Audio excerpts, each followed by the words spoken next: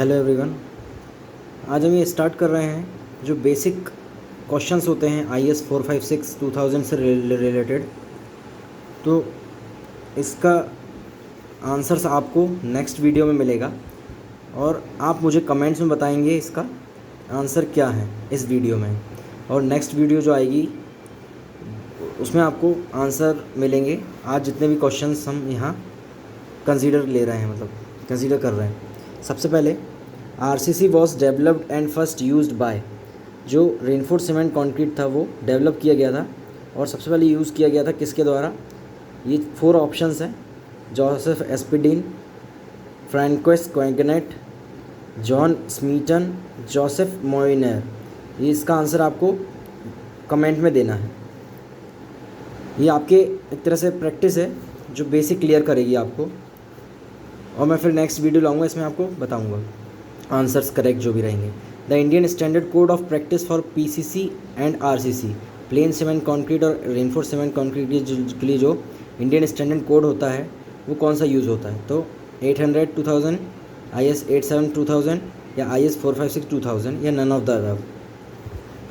फिर third question है हमारा, IS 456 रिकमेंड करता है हमको working stress method of design या ultimate load method of design, limit state method of design या बोथ A एंड C। कौन सी मेथड IS 456 रिकमेंड करता है? आप आंसर देना, ये मत सोचना कि गलत होगा या सही होगा। एक तरह से आपकी प्रैक्टिस हो जाएगी अच्छी है। फिर pick up the correct statement from the following. Density of normal concrete is about 2400 kg per metre cube.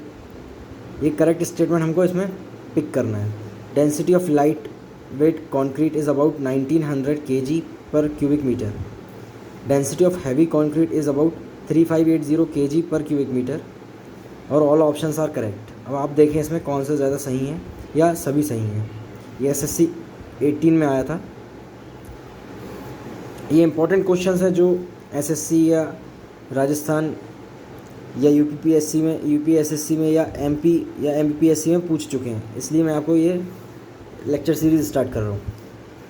According to IS 456 2000, what should be the unit weight of PCC?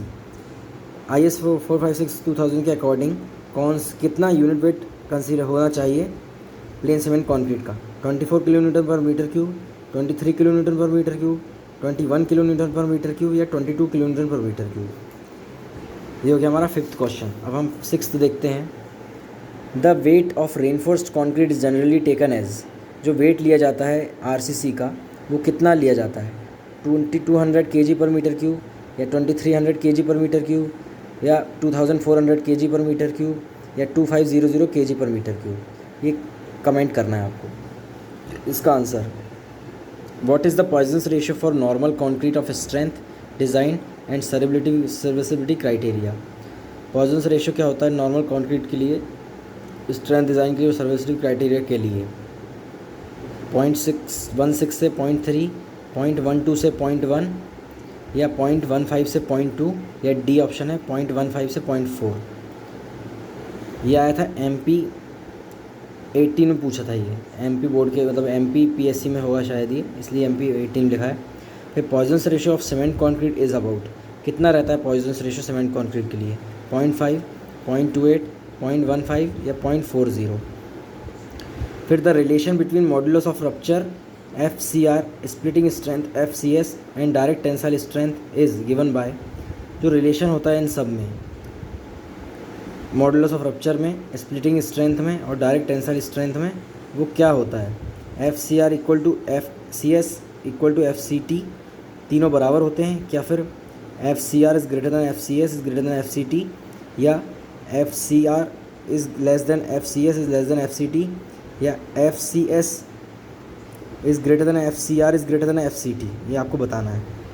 नहीं बना तो कोई दिक्कत नहीं है, नेक्स्ट वीडियो में आपको पता चल जाएगा। The compressive strength of concrete is about 10 to 15% of its tensile strength. ये क्या सही है या गलत है ये बताना है आपको। जो कंप्रेसिव स्ट्रेंथ होती है कॉन्क्रीट की वो 10 से 15% होती है उसके टेंसाइल स्ट्रेंथ के। ये ट्रू है, फॉल्स है या दोनों है? बोथ A एंड B या फिर नन ऑफ दीज। अब 11th क्वेश्चन है, the tensile strength of concrete is expressed as the ratio of compressive strength is, जो टेंसाइल स्ट्रेंथ होती है कॉन्क्रीट की वो कैसे रेशियो में, उसे कंप्रेसिव स्ट्रेंथ के रेशियो में कैसे एक्सप्रेस की जाती है। 1/25 होता है, या 1/20 होता है, या 1/15 होता है, या 1/10 होता है। ये UPPSC JEE 15 में पूछा था हमसे। In design of RCC structure the tensile strength of concrete is taken as according to IS 456/2000। जो RCC स्ट्रक्चर के डिज़ाइन में जो टेंसाइल स्ट्रेंथ होती है कॉन्क्रीट की, वो कितनी ली जाती है? 5 Nm/mm², 2 Nm/mm², 0.3 Nm/mm², या नन ऑफ दीज। फिर the coefficient of thermal expansion of concrete is nearly equal to. जो कोफिशिएंट ऑफ थर्मल एक्सपांशन होता है कॉन्क्रीट का, वो कितना, यानी किसके इक्वल होता है नियरली? वुड के, स्टील के, या एल्यूमिनियम के, या कॉपर के।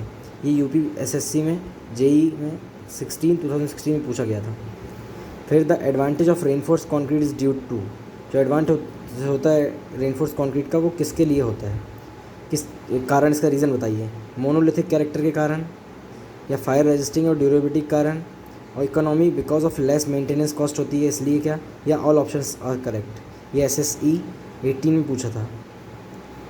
अब 15th क्वेश्चन है, size of RCC section depends on. जो साइज़ होती है RCC सेक्शन की, वो किस पे डिपेंड करती है? कोडल प्रोविज़न में, ग्रेड ऑफ कॉन्क्रीट पे, grade of steel and concrete पे, या ग्रेड ऑफ स्टील पे। ये BECIL NMRC JEE 19 में पूछा गया था। अच्छा क्वेश्चन है। फिर 16th question, the test strength of the sample is taken as the average of the strength of. जो टेस्ट स्ट्रेंथ होती है सैंपल की, मतलब ये क्यूब कॉन्क्रीट क्यूब की बात कर रहा है, तो उसमें कितने स्पेसिमेन लेते हैं? 2 या 3 या 4 या 5?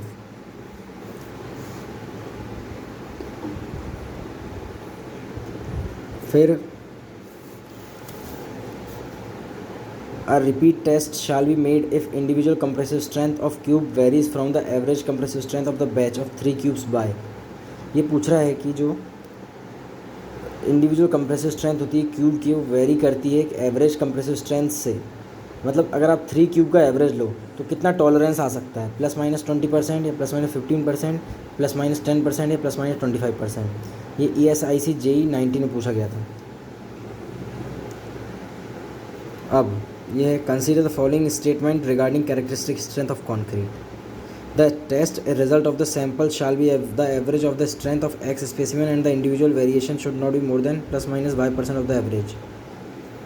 जो टेस्ट रिजल्ट है सैंपल का, वो लिया जाता है average strength of X specimen, कितने स्पेसिमेन का, and the individual variation should not be more than इतना, मतलब कितने सैंपल होते हैं और कितना वेरिएशन होना चाहिए एवरेज। तो ये इसमें आपको आंसर है, मतलब आंसर देना है।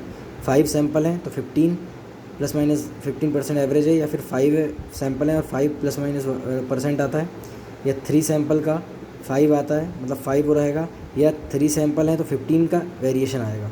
वेरिएशन इससे ज़्यादा नहीं होना चाहिए।